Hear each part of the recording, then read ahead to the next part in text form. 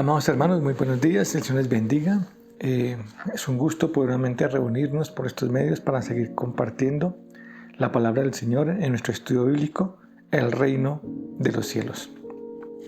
Hemos visto varios aspectos de este estudio, de esta palabra del reino de los cielos, y veíamos cómo el reino de los cielos tiene una aplicación tanto espiritual como física. Y requiere también, y es importante, la respuesta que nosotros damos a este mensaje del reino de los cielos, a la predicación de las buenas nuevas. El reino de los cielos se ha acercado. ¿Y cómo? Nos describía en nuestro estudio anterior, nuestro hermano el pastor Tinle nos describía que era importante evaluar y comprender la respuesta que dábamos ante esta invitación, ante la palabra, porque tendríamos una consecuencia al responder a este evangelio, a este mensaje, a estas buenas nuevas que el Señor Jesucristo vino y proclamó y enseñó, dándonos la señal de un nuevo pacto de Dios con los hombres, un pacto ratificado. El nuevo pacto no porque no exista con anterioridad. Debemos recordar que lo que hemos venido estudiando acerca del reino de los cielos, esta promesa fue dada al hombre desde nuestro padre Abraham, cuando le dice: en ti serán benditas todas las naciones de la tierra. Y por fe nosotros hemos recibido la misericordia y el amor y la bondad y la obra de Dios en nuestras vidas por haber creído en su palabra, en su poder. Ahora viene una instancia en este estudio donde nos lleva al final de los tiempos, el juicio final. Y el Señor está con sus discípulos, Él ya les ha contado, les ha hablado acerca de las señales del fin, les ha mostrado las parábolas, les ha dicho muchas cosas concernientes a estos tiempos y están prestando mucha atención. Y ahora el Señor les habla de este final de los tiempos. Y vamos a Mateo capítulo 25, versículos del 31 al 46. Dice así la palabra del Señor: cuando el Hijo del Hombre venga en su gloria, acompañado por todos los ángeles, entonces se sentará sobre su trono glorioso. Todas las naciones se reunirán en su presencia y Él separará a la gente como un pastor separa las ovejas de las cabras. Pondrá las ovejas a su derecha y las cabras a su izquierda. Entonces el Rey dirá a los que están a su derecha: vengan ustedes, que son benditos de mi Padre, hereden el reino preparado para ustedes desde la creación del mundo. Pues tuve hambre y me alimentaron, tuve sed y me dieron de beber, fui extranjero y me invitaron a su hogar, estuve desnudo y me dieron ropa, estuve enfermo y me cuidaron, estuve en prisión y me visitaron. Entonces esas personas justas responderán: Señor, ¿en qué momento te vimos con hambre y te alimentamos, o con sed y te dimos algo de beber? ¿O te vimos como extranjero y te brindamos hospitalidad? ¿O te vimos desnudo y te dimos ropa? ¿O te vimos enfermo o en prisión y te visitamos? Y el Rey dirá: les digo la verdad, cuanto hicieron alguna de estas cosas al más insignificante de estos mis hermanos, me lo hicieron a mí. Luego el Rey se dirigirá a los de la izquierda y dirá: fuera de aquí ustedes, los malditos, al fuego eterno preparado para el diablo y sus demonios. Pues tuve hambre y no me alimentaron, tuve sed y no me dieron de beber, fui extranjero y no me invitaron a su hogar, estuve desnudo y no me dieron ropa, estuve enfermo y en prisión y no me visitaron. Entonces ellos responderán: Señor, ¿en qué momento te vimos con hambre o con sed, o como extranjero, o desnudo, o enfermo, o en prisión, y no te ayudamos? Y Él responderá: les digo la verdad, cuando se negaron a ayudar al más insignificante de estos mis hermanos, se negaron a ayudarme a mí. Y ellos irán al castigo eterno, pero los justos entrarán en la vida eterna. Muy bien, hermanos, este es nuestro pasaje. Les invito a que oremos, coloquemos este tiempo en la presencia del Señor.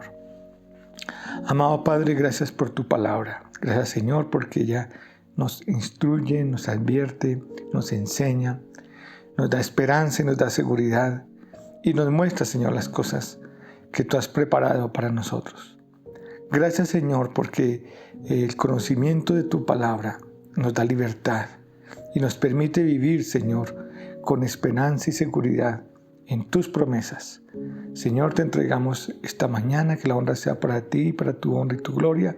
Y pedimos, Señor, que sea tu Espíritu Santo en nuestros corazones, hablando de nuestra necesidad, que nos des entendimiento y discernimiento de tu palabra. Gracias, Señor, por todo lo que tú haces, por todo lo que tú sigues haciendo y por todo lo que tú harás, Señor. En Cristo Jesús oramos a ti. Amén. Bueno, hermanos, como veníamos conversando, la respuesta al Evangelio trae una consecuencia. Y como en las parábolas veíamos que hay una tierra buena, donde cae la semilla, y esta semilla produce un fruto, y este fruto se manifiesta, este arbolito crece y da su fruto porque fue una buena tierra, una buena semilla. Y en la explicación que nos daba de la parábola decía que estas son aquellas personas que reciben el mensaje, que su corazón es tierra fértil y produce en sus vidas vida y un cambio, y la palabra es recibida. Pero las otras tierras, las del camino, las que caen en pedregales, la de espinos, es tierra que no da fruto. No hay una evidencia de la obra de Dios en el corazón de estas personas. Y es interesante porque veíamos cómo en alguna de estas tierras crecía la matica, estaba, pero había crecido entre los espinos, y entonces los afanes de este mundo, estar pensando, bueno, yo me gusta esta palabra, me gusta lo que están enseñando, pero primero esto, primero aquello, como explicaba nuestro hermano Pablo. Y entonces, ¿qué dice? Que ahogaba la semilla, ahogaba el arbolito y no daba fruto. Otra semilla también creció, pero no había tierra profunda. Era superficial, y aunque le gustaba, y aunque atendió la palabra y creció en su corazón, cuando llegaron los problemas, las dificultades, porque no tenía profundidad, estaba entre rocas, también, aunque vimos el arbolito, aunque la mata fue viva, no dio fruto. Y nos está hablando justamente de esto en este pasaje, que hay básicamente y únicamente dos tipos de respuesta: una vida que da fruto y una vida que no da fruto. Y vamos al pasaje. En el primer versículo, y es algo interesante mirar el contexto donde nos encontramos, dice: cuando el Hijo del Hombre venga en su gloria. Cuando el Señor Jesús, nuestro Salvador, el Mesías, venga, ya no como el Cordero o aquel carpintero humilde que nació en Belén, no, cuando venga en su gloria. Y la gloria del Señor es una gloria majestuosa, es una gloria con poder, con inmenso impacto sobre toda la creación. Cuando venga su gloria, acompañado por los ángeles, dice, entonces se sentará sobre su trono glorioso. El regreso del Señor no es oculto, o no es como hemos escuchado en los últimos tiempos, que decían que el Señor vino, que Jesús está con nosotros. Me recuerdo un caso hace poco en Rusia, si no estoy mal, donde apareció un hombre diciendo que era Jesús y que la gente lo seguía. Hace años atrás vimos también otro diciendo que era Jesús y que estaba aquí. La palabra dice que cuando Él venga, todo ojo lo verá, y toda rodilla se doblará, porque el regreso del Señor será un regreso, como es la palabra, en su gloria, acompañado por los ángeles, y se sentará sobre su trono glorioso. Es interesante cómo cuando el Señor estuvo ante Poncio Pilatos, y Poncio le dice, ¿es verdad que tú eres rey? Y él le dice, yo soy rey, pero este no es mi reino. Si fuera así, ¿qué pasaría? Dice que los ángeles vendrían. Es decir, nosotros no hemos comprendido la grandeza, el poder y el impacto que el reino de los cielos traerá sobre toda la humanidad. Todo hombre, dice, todas las naciones se reunirán en su presencia y él separará a la gente como un pastor. Todas las naciones verán y entenderán que el Señor está allí en su reino y que en su reino eterno, en su reino majestuoso y poderoso, dice que como un pastor, ¿qué va a hacer? Va a separar a las personas. Dice, separará a las ovejas de las cabras y pondrá las ovejas a su derecha y las cabras a su izquierda. ¿Qué me está enseñando? El Señor Jesús nos enseñaba que es el buen pastor y el buen pastor su vida da por las ovejas. Él separará a aquellos que han creído en Él, en su palabra, y los que no han creído en la palabra del Señor. Porque Él viene con una espada para traer división. Los que le pertenecen y los que no le pertenecen, los que creen y los que no han creído. Recordemos que Juan nos dice que el que cree en el Señor tiene vida eterna, pero el que no cree ha sido condenado. Y viene la primera palabra a sus hijos, a las ovejas. Dice, entonces el rey dirá a los que están en su derecha, vengan ustedes que son benditos de mi Padre, hereden el reino preparado para ustedes desde la creación del mundo. Este reino ha sido establecido por el Padre. El Señor nos enseñaba, nadie puede llegar al Padre sino por medio de nuestro Señor Jesucristo. Estos son sus hijos, su herencia, sus herederos, aquellos que han sido por el Señor establecidos como su pueblo, su tribu, su nación, pueblo santo adquirido por Dios. Nadie puede ir al Padre si no es por medio del Señor Jesucristo, por la obra redentora en la cruz, por aceptar el mensaje de salvación y dar frutos que evidencian que el Señor está con nosotros. Y dice, pues tuve hambre y me alimentaron, y tuve sed y me dieron de beber, fui extranjero y me invitaron a su hogar, estuve desnudo y me dieron ropa, estuve enfermo, me cuidaron, estuve en prisión y me visitaron. Es interesante lo que ocurre ahorita. Y porque cuando el Señor enuncia todas estas obras, ellos dicen, los justos, los que conocían del Señor, los que recibieron la palabra y dieron fruto, dice, ¿en qué momento pasó esto, Señor? Nunca te vimos en estas condiciones. Mire cómo las obras que se habían manifestado en la vida de estas personas, las obras que ellos habían hecho como consecuencia de esa relación íntima y personal con el Señor, eran obras que manifestaban el amor de Dios de una manera abierta a todos. Y ellos mismos lo habían hecho en amor a sus hermanos. Y cuando dicen, Señor, ¿cuándo te dimos esta condición? Y Él dice, porque lo hiciste a uno de estos, los más pequeños. Las obras son consecuencia de esta relación íntima y personal con el Señor. Las obras no son las que me llevan a ser justificado, sino las obras son la consecuencia, el fruto de esta relación íntima y personal con el Señor cuando yo le he aceptado y he creído en Él como mi Señor y Salvador. Ellos mismos no eran conscientes cuando te vimos en esta situación. Y esta es una palabra que debe animarnos. Como dice Pablo, no nos cansemos de hacer el bien.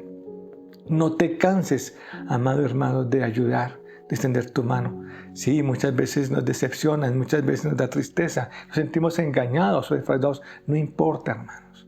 Sigamos extendiendo nuestra mano como consecuencia del amor que Dios ha manifestado hacia nosotros y que nosotros de una u otra manera somos esa extensión de la misericordia y de la bondad, del amor del Señor.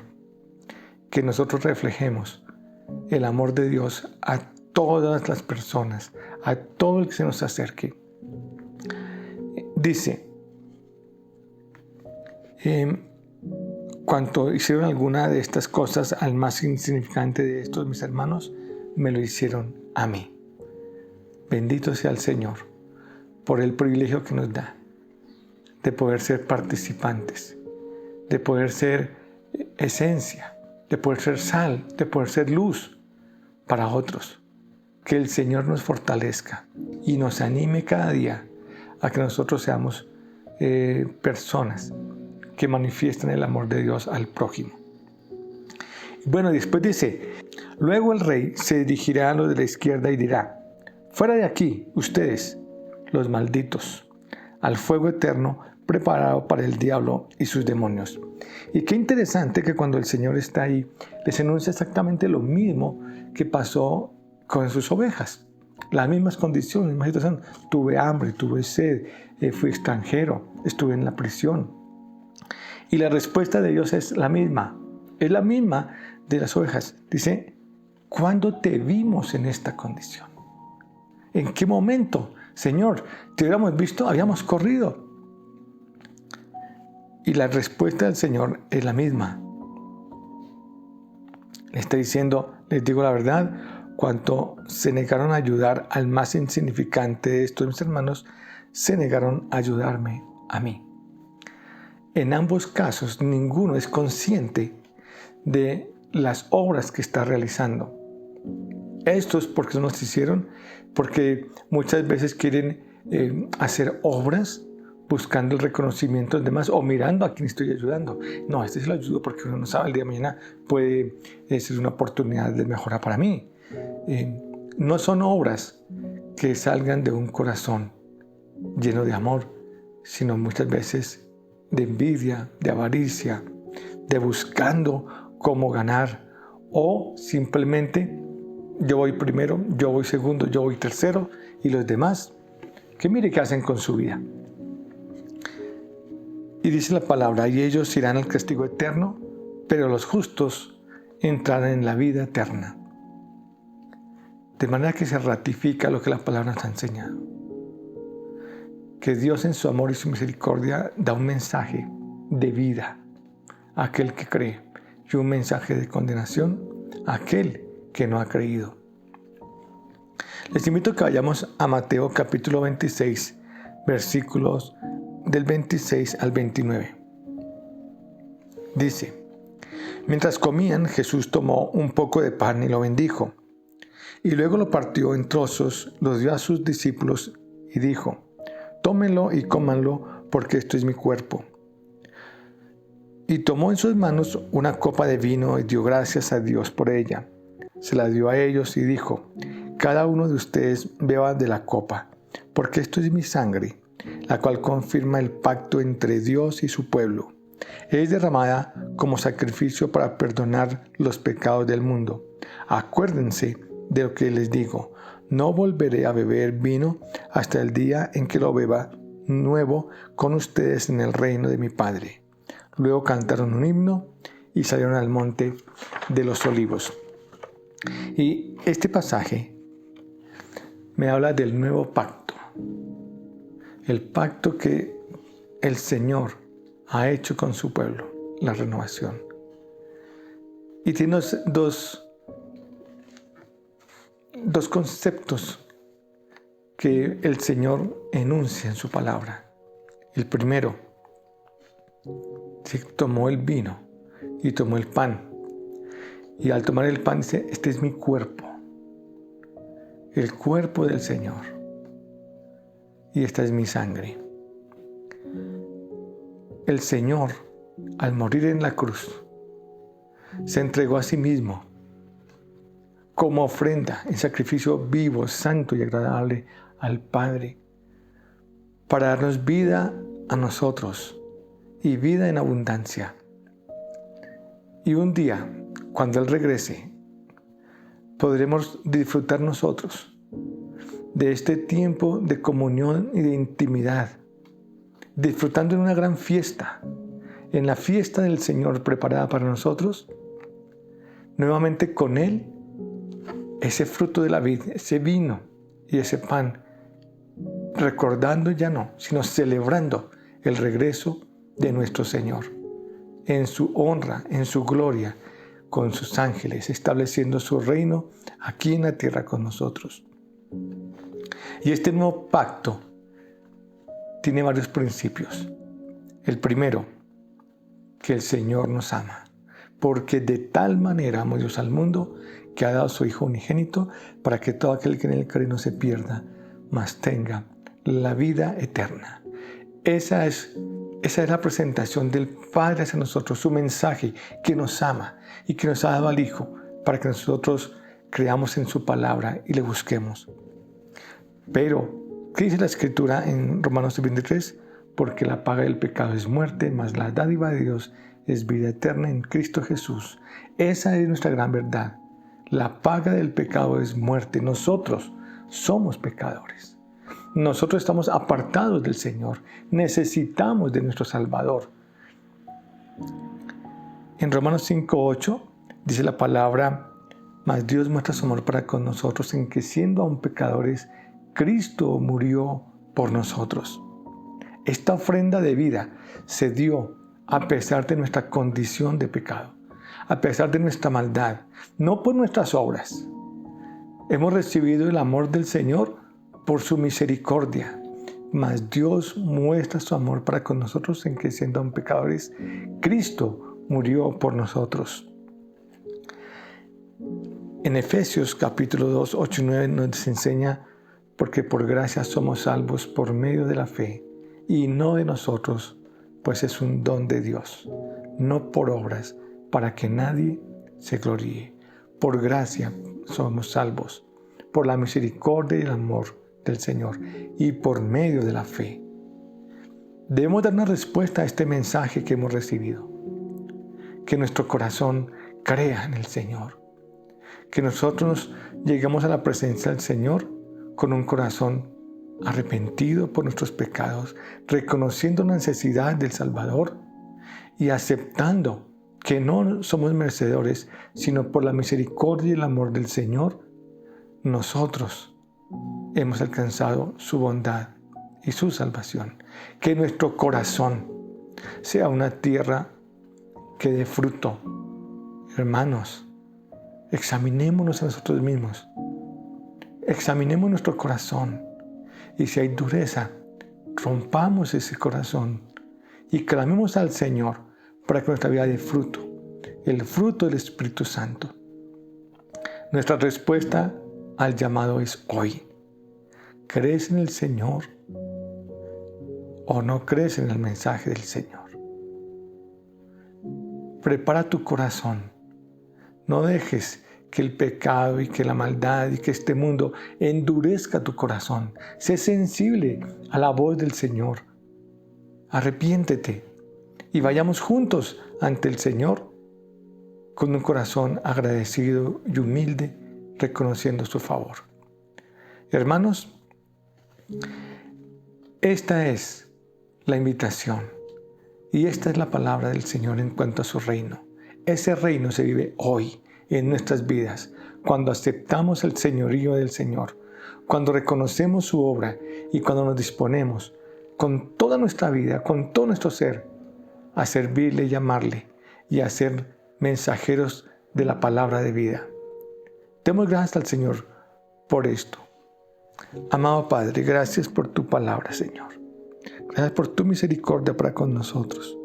Y te rogamos, Señor, que seas tú en lo más profundo de nuestro ser, tocando nuestra vida. Señor, seas tú tocando nuestro corazón y seas tú obrando en lo más profundo de nuestro ser. Nos arrepentimos de nuestros pecados, Señor, y te suplicamos que nos renueves cada día en ti y que nosotros, Señor, podamos manifestar a otros tu obra, tu misericordia y tu amor. Gracias, Señor, por este mensaje de vida, porque tú nos das vida y vida en abundancia. Para ti sea la honra y la gloria. En Cristo Jesús, Señor nuestro. Amén. Amados hermanos, que el Señor les bendiga. Es tiempo de compartir a todos el mensaje de la buena nueva, que el Señor nos ama, que ha dado su vida por nosotros y extiende sus manos de misericordia y de amor para traer salvación a todo aquel que cree. Dios les bendiga y una muy buena semana.